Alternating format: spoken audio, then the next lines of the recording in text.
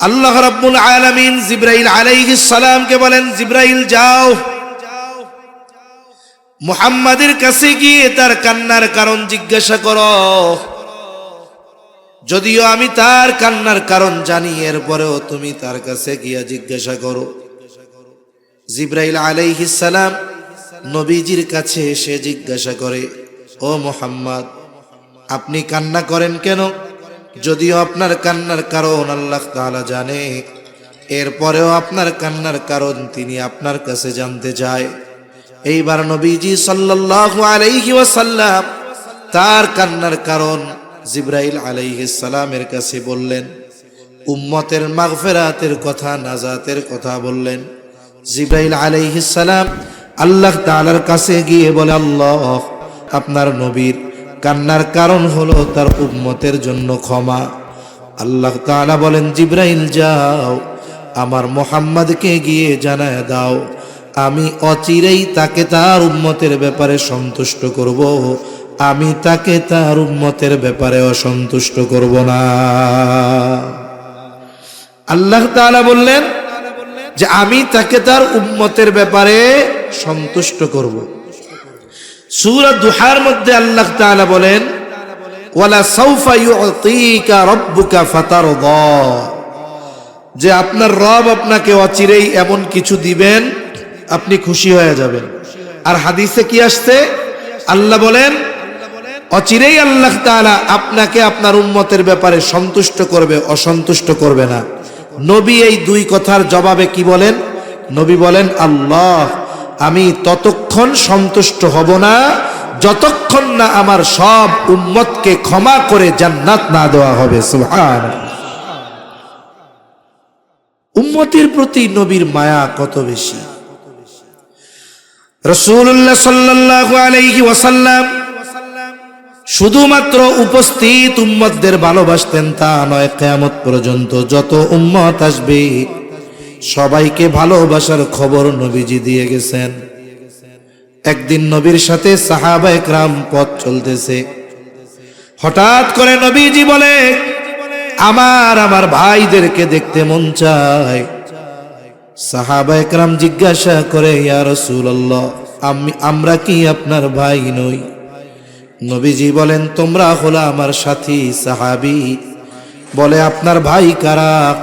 নবীজি বলেন, শোনো, আমি দুনিয়া থেকে চলে যাবার পর যারা আমাকে না দেখে আমার উপরে ঈমান আনবে, বলে তারাই হলো আমার ভাই। ঈমান আনলেই তার প্রতি নবীর স্পেশাল মোহাব্বত।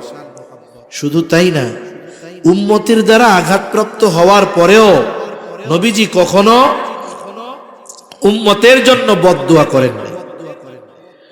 মক্কার মানুষেরা যখন ঈমান আনে না, কথা শুনে না, শৈশবে নবীজি তায়েফের বনু সাকিফ গোত্রে লালিত পালিত হয়েছিলেন। চিন্তা করলেন, আমার একেবারে শৈশবে যেখানে অতিবাহিত হয়েছে, আমি তাদের কাছে গিয়া তাওহীদ, রিসালাত, আখিরাতের দাওয়াত দেই। নবীজি চলে গেলেন তায়েফ। নবীর সাথে শুধুমাত্র হযরত যায়েদ রাদিয়াল্লাহু তাআলা। নবীজি তায়েফে গিয়ে দাওয়াত দেন, হে মানুষেরা, বলো লা ইলাহা ইল্লাল্লাহ তুফলিহু, তোমরা সফল হয়ে যাইবা। নবীজি দাওয়াত দিতেছেন। মক্কার কাফেররা ওই জায়গায়ও নবীর পেছনে দুষ্টু মানুষদের লেলায় দেয়, বলে এই বেটা হইল পাগল, এরে পাথর মার। এইবার দলে দলে নবীর গায়ে পাথর মারে। হযরত যায়েদ নবীর সাথে একা ঠেকায়া পারেন না। নবীজি পাথরের আঘাতে রক্তে জর্জরিত গোটা দেহ।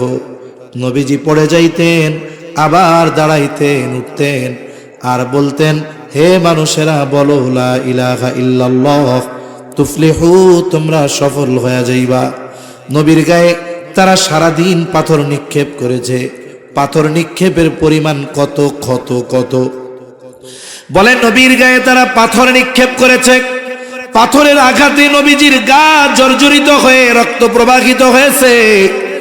দাগ কেমন ছিল? আয়েশা সিদ্দিকা রাদিয়াল্লাহু তাআলা আনহা একদিন নবীর গায়ে পাথরের আঘাতের দাগ দেখে বুঝতে পারেন নাই। বলে, ইয়া রাসূলুল্লাহ, আপনার কি কখনো বসন্ত হয়েছিল নাকি? নবী বলেন, না বসন্ত হয় নাই। বলে, তাহলে এগুলো কিসের দাগ? নবীজি বলেন, আয়েশা, আমি যখন তায়েফে দ্বীনের দাওয়াত নিয়ে গিয়েছিলাম, তায়েফের মানুষ আমাকে যে পাথর নিক্ষেপ করেছিল, এগুলো হলো তাদের নিক্ষিপ্ত পাথরের আঘাতের দাগ। একটা হলো পাথর মারলে থেতলে যাবে, আর একটা হলো যদি পাথর ধারালো হয় তাহলে থেতলাবে না, শুধু ক্ষত হবে, রক্ত বের হবে। নবীর গায়ে ক্ষত হয়ে রক্ত বের হয়েছে। বলে, কি পরিমাণ রক্ত? রক্ত বের হয়ে গায়ের জামা পোশাক ভিজে গেছে। এরপরে গা বেয়ে পা বেয়ে রক্ত জুতার মধ্যে ঢুকে গেছে। জুতার মধ্যে রক্ত শুকায়া পা জুতার সাথে আটকে গেছে। কি পরিমাণ রক্ত নবীর গা থেকে ঝরছে। মাঝে মধ্যে আমরা রক্তদান করি, ব্লাড ডোনেট করি, বড় সওয়াবের কাজ। এই যে অনেক সময় আমি দেখেছি, আমি অনেকবার পিজিতে রক্ত দিয়েছি, অন্যান্য জায়গায় দিয়েছি, দেখেছি একজনের রক্ত নিল 100 গ্রাম 150 গ্রাম, এরপরে 10 মিনিট শোয়া রাখছে, এরপরে পানি দিছে, বিস্কিট দিছে, খাইছে। এরপরেও যখন শোয়া থেকে উঠে দাঁড়ায়, হাঁটতে পারে না, কেমন যেন মাথা চক্কর দিয়ে পড়ে যায়। নবীর গা থেকে এই কথার আলোকে মনে হয় 100-150 গ্রাম নয়, বরং এর চাইতে বেশি রক্ত ঝরিয়েছে তারা। নবীজি পড়ন্ত বিকালে ক্লান্ত দেহ নিয়ে একটা খেজুর বাগানের পাশে নবীজি বিশ্রাম নিচ্ছেন। আঙ্গুর বাগানের পাশে বিশ্রামরত অবস্থায় জিবরাইল আলাইহিস সালাম চলে আসলেন। এসে বলে, ইয়া রাসূলুল্লাহ, আপনার সাথে এই কওম কেমন আচরণ করেছে আপনার মালিক দেখছে। আজকে আমি একা আসি নাই, আমার সাথে নতুন আর একজন ফেরেশতা পাঠানো হয়েছে, পাহাড়ের দায়িত্বে নিয়োজিত ফেরেশতা। নবীজি বলেন, ওই ফেরেশতা আমার কাছে আসলো, আমাকে সালাম দিয়ে বলে, এই কওম আপনার সাথে কেমন আচরণ করেছে আপনার মালিক দেখছে, আমাকে তিনি আপনার আদেশ পালনার্থে পাঠিয়েছে। আপনি যদি আমাকে নির্দেশ দেন, 2টা পাহাড় দিয়ে এদেরকে এমন ভাবে পিষে দেওয়া হবে, নিশ্চিহ্ন হয়ে যাবে, অস্তিত্বহীন হয়ে যাবে। এই জায়গায় যে একটা জনবসতি ছিল, তার কোনো অস্তিত্ব থাকবে না।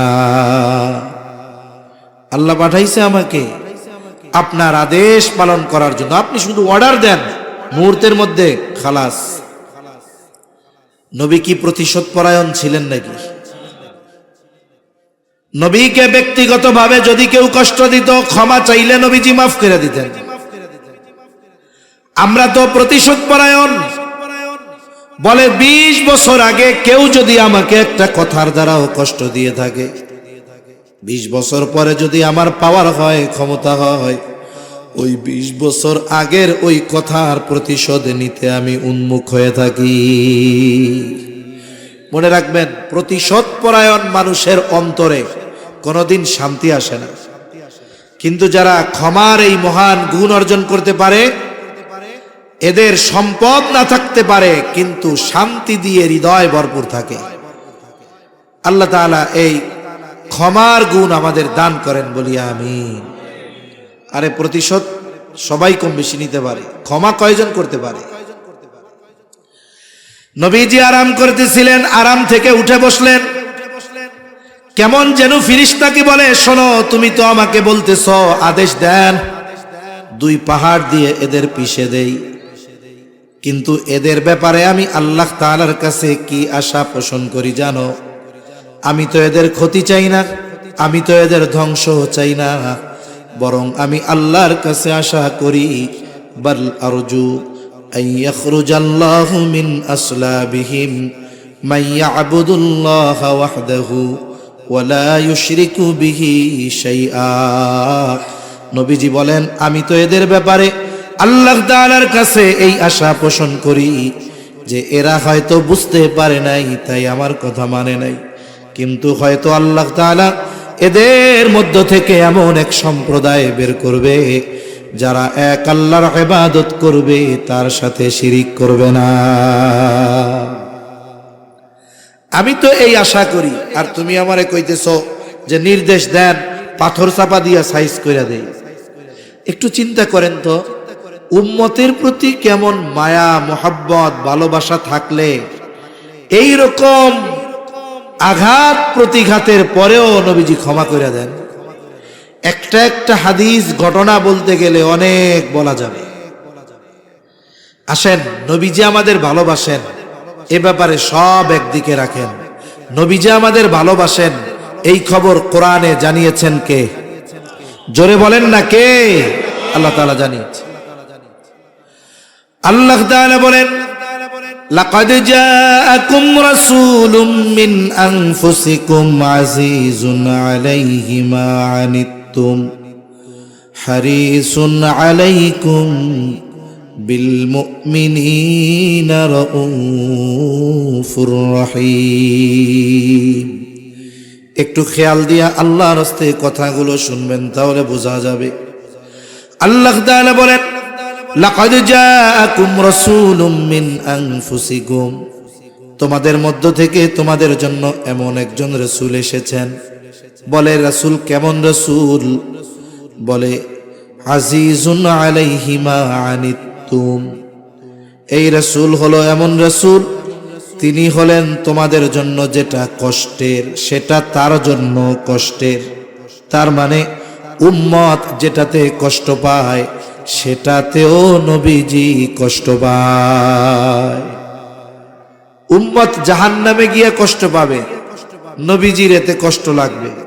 দুনিয়ায়ও যদি নবীর উম্মতের কোনো কষ্ট হয়, এই কষ্ট নবীজিও অনুভব করে।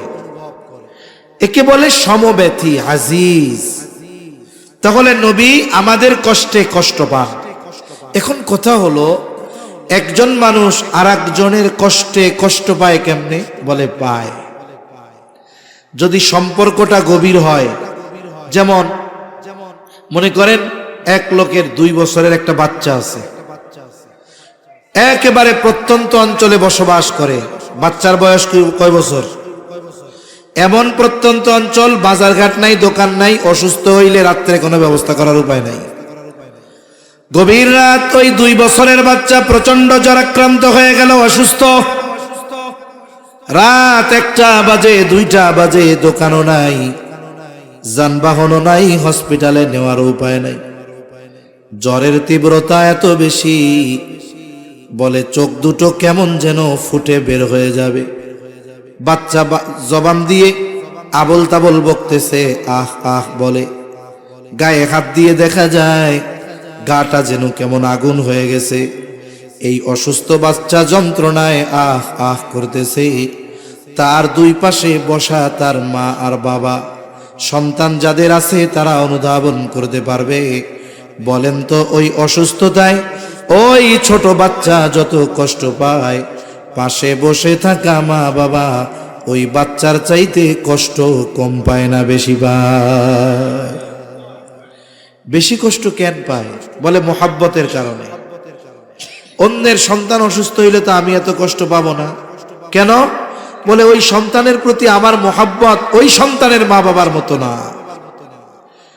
আল্লাহর কসম করে বলি, মা বাবা আমাকে আপনাকে কত ভালোবাসে, তার চাইতে নবীজি অনেক গুণ বেশি ভালোবাসে। বলে আসলে ভালোবাসে কে? বলে বিপদ আপদ মুসিবতে পাশে থাকে যে। বিপদে যে আপনারে আমারে ফালায়া দৌড় দিবে, ও যদি মাইক একটা লাগায় কয় আপনারে খুব ভালোবাসি, বিশ্বাস করবেন নাকি?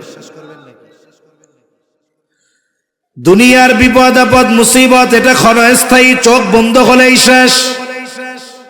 বলে কঠিন মুসিবত, আসল মুসিবত হলো কিয়ামতের দিন। ওই মুসিবতে আমার পাশে যে আমাকে ভালোবাসে সে। বলে কিয়ামতের ওই কঠিন মুসিবতে যুবক, তোমার বন্ধু তোমার পাশে থাকবে না, আমার বন্ধু আমার পাশে থাকবে না, মা বাবা থাকবে না, স্ত্রী সন্তান কেউ থাকবে না। আল্লাহ তাআলা বলেন, ইয়াউমা ইয়াফিরুল মারউ মিন আখিহি ওয়া উম্মিহি ওয়া আবিহি ওয়া সাহিবাতিহি ওয়া বানিহি লিকুল্লি ইমরিইম মিনহুম ইয়াউমাইযিন শা'নুন ইউগনি। আল্লাহ তাআলা বলেন, কিয়ামতের দিন ভাই ভাইয়ের থেকে পলায়ন করবে, ওয়া উম্মিহি ওয়া আবিহি, পিতামাতার থেকে পলায়ন করবে, ওয়া সাহিবাতিহি ওয়া বানিহি, স্ত্রী সন্তানদের থেকে পলায়ন করবে। হায়রে, কত মানুষ প্রবাসে থাকে, বিদেশে থাকে, 24 ঘন্টার 18 ঘন্টা ডিউটি করে, 2 ঘন্টার মধ্যে রান্না বান্না খাওয়া দাওয়া, মাত্র 4 ঘন্টা ঘুমায়। কত পরিশ্রম, কত কষ্ট। এরপরেও অফিস থেকে যখন বাসায় ফিরে গভীর রাত, বাংলাদেশে গভীর রাত, ফোনটা দেয়, স্ত্রী ফোন রিসিভ করার পরে বলে, মাত্র ডিউটি থেকে আসলাম, অনেক কষ্ট করে আসলাম, আমার কলিজার টুকরা সন্তানের চেহারাটা একটু দেখাও। এইবার ঘুমন্ত সন্তানের চেহারাটা যখন মোবাইলের মধ্যে দেখে, চ্যালেঞ্জ দিয়া বললাম, ওই 20 ঘন্টা কষ্ট করে আসা যুবকটার এই 20 ঘন্টা 18 ঘন্টার কষ্ট মুহূর্তের মধ্যে দূর হয়ে যায়। বলে সন্তানের চেহারাটা দেখছি, কষ্টটা দূর হয়ে গেছে। দুনিয়ায় কষ্ট দূর করার জন্য সন্তানের চেহারা দেখে, মা বাবার চেহারা দেখে, স্ত্রীর চেহারা দেখে, কিন্তু কিয়ামতের মুসিবতের কষ্ট দূর করার জন্য মা বাবার চেহারা দেখবে না, স্ত্রী সন্তানের চেহারা দেখবে না, বরং ওই দিন তাদের চেহারা দেখাটা আরো কষ্টের কারণ হবে। মুসিবতটা কত বেশি! বলে ওই মুসিবতে সকলে নাফসি নাফসি করবে, নিজের চিন্তা করবে, সকলে নিজের চিন্তায় চিন্তিত।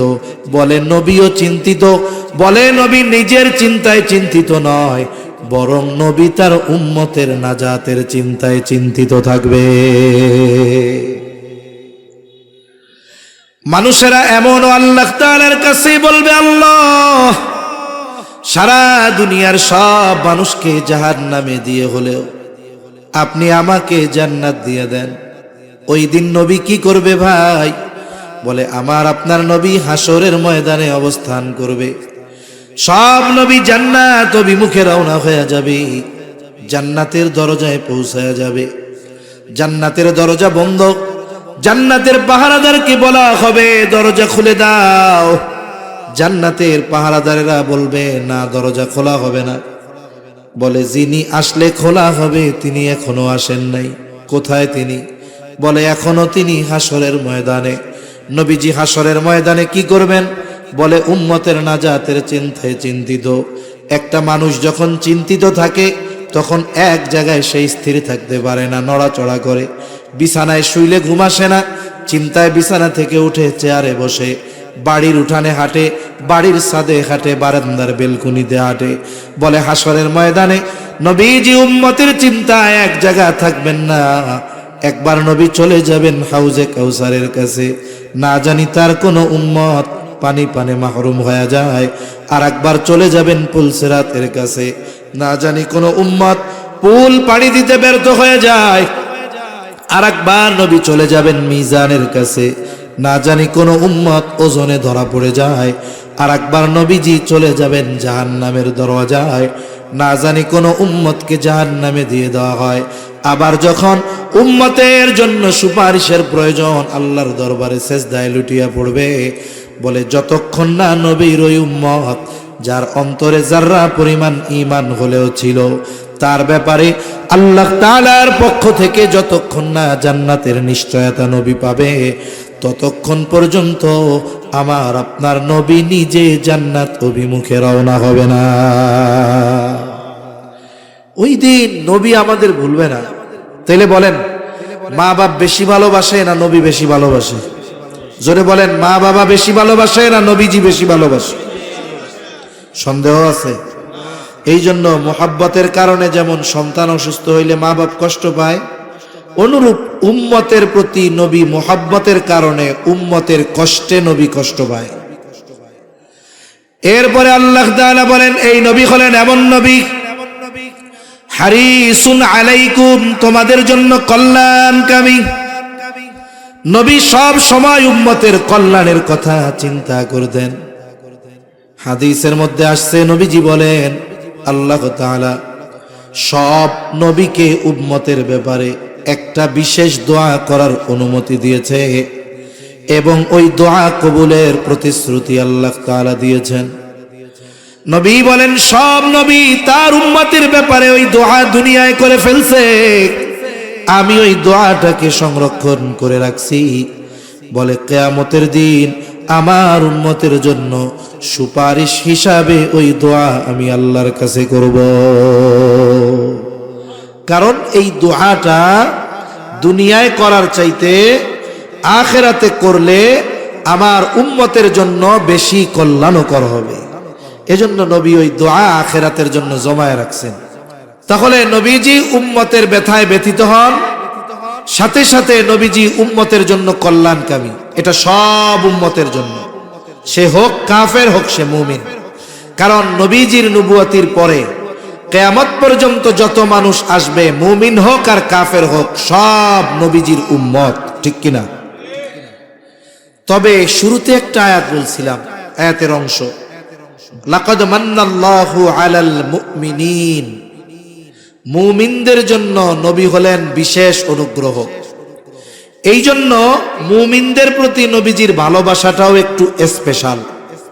এ ভালোবাসা কত? আল্লাহ তাআলা বলেন, বিল মুমিনিনা রাউফুর রহিম। আল্লাহ তাআলা বলেন এই নবী হলেন এমন নবী যিনি তার মুমিন উম্মতদের জন্য রাউফুর রহিম। রাউফ হলো আল্লাহ তাআলার একটা গুণবাচক নাম, রহিম আল্লাহ তাআলার গুণবাচক নাম। অর্থ হলো অতি সদয়, পরম দয়ালু। কে জোরে বলেন? দুনিয়ার কোনো মানুষ রাউফুর রহিম হতে পারে না, দুনিয়ার কোনো মানুষ রাউফুর রহিম হতে পারে না। বলে আল্লাহ তাআলার যত গুণ আছে এগুলোর একমাত্র অধিকারী আল্লাহ। কিন্তু অনেক সময় বাংলাদেশের মধ্যে অনেক পীরের নামের আগে লকবে আমরা দেখেছি এমন এমন শব্দ ব্যবহার করে যেই শব্দের একমাত্র হকদার হলেন আল্লাহ। এখন মনে করেন কথার কথা, কেউ যদি কয় আমার পীর হইল রাউফুর রহিম, তার মানে ও আল্লাহর সিফত পীরের সাথে লাগায়া দিল। এখন এই কথা যদিও বিশ্বাস করে ও বেঈমান, কোনো সন্দেহ আছে? এজন্য মনে রাখবেন, অনেক নামাজি মানুষ না জানার কারণে শিরিক করতেছে, বেঈমান। অনেক মানুষ বিশ্বাসগত কারণে বেঈমান হয়ে বসে আছে। এ মানুষগুলো বোঝে না, বুঝাইতে চাইলেও অনেক সময় মনে করে এই হুজুররা আমাকে দুশ্মন, এরা খারাপ লোক, ভালো মানুষ না। তাহলে রাউফুর রহিম একমাত্র কে? দুনিয়ার কোন সৃষ্টি রাউফুর রহিম হতে পারে না। তবে আল্লাহ যদি কাউকে তার কোনো গুণবাচক শব্দ দিয়ে সম্বোধন করেন তাতে কোনো অসুবিধা নাই। এখন নবী তার মুমিন উম্মতদের কত ভালোবাসেন এটা বোঝাতে গিয়ে আল্লাহ তাআলা তার গুণবাচক শব্দ, এই শব্দ দুটি নবীজির শানে ব্যবহার করেছেন। সুবহানাল্লাহ বলেন। কেমন যেন আল্লাহ তাআলা বলেন এই নবী হলেন এমন নবী যিনি তার মুমিন উম্মতদের জন্য রাউফুর রহিম, অতি সদয়, পরম দয়ালু। একটু যদি কথাটা দিল দিয়া বুঝতে পারেন তাহলে অনুধাবন করতে পারবেন যে আমার আপনার নবী আমাকে আপনাকে কত ভালোবাসে। আল্লাহ কি বলে? বলে এই নবী তার মুমিন উম্মতদের জন্য অতি সদয়, পরম দয়ালু। যেই নবী আমাদের এত ভালোবাসে সেই নবীকে ভালোবাসার দরকার আছে না নাই? নবীরে ভালোবাসতে রাজি আছি আমরা? কেমন ভালোবাসতে হবে? নবীকে ভালোবাসতে হবে জীবনের চাইতেও বেশি। হযরত ওমর রাদিয়াল্লাহু তাআলা আনহু নবীজিকে বলেন, ইয়া রাসূলুল্লাহ, আমি আমার জীবনের পরে সবচাইতে বেশি আপনাকে ভালোবাসি। নবীজি বলেন, ওমর হয় নাই। একটু পরেই ওমর বলে, ইয়া রাসূলুল্লাহ, এই মুহূর্ত থেকে আমি আপনাকে আমার জীবনের চাইতেও বেশি ভালোবাসি। এজন্য নবীকে ভালোবাসা এটা মুমিনের ঈমান। নবীরে ভালো না বাসলে সে বেঈমান, নবীকে ভালো না বাসলে কি? বেঈমান। সেজন্য নবীজি বলেন, লা ইউমিনু আহাদুকুম হাত্তা আকুনা আহাব্বা ইলাইহি মিন ওয়ালিদিহি ওয়া ওয়ালাদিহি ওয়ান নাসি আজমাইন। নবীজি বলেন, তোমাদের মধ্যে কেউ ততক্ষণ পর্যন্ত মুমিন হতে পারবে না যতক্ষণ না সে তার পিতা মাতা সন্তান সন্ততি এক কথায় সকলের চাইতে আমি নবীকে বেশি ভালো না বাসবে। অতীতে যা ছিল ছিল, বলেন এখন থেকে কারা কারা নিজের জীবনের চাইতে নবীকে বেশি ভালোবাসেন? একমাত্র তারা হাত উঁচু করবেন, বাকিরা না। কারা ভালোবাসেন জীবনের চাইতে বেশি? নারায়ে তাকবীর, নারায়ে তাকবীর। আল্লাহ হাতগুলা কবুল করেন, বলেন আমিন।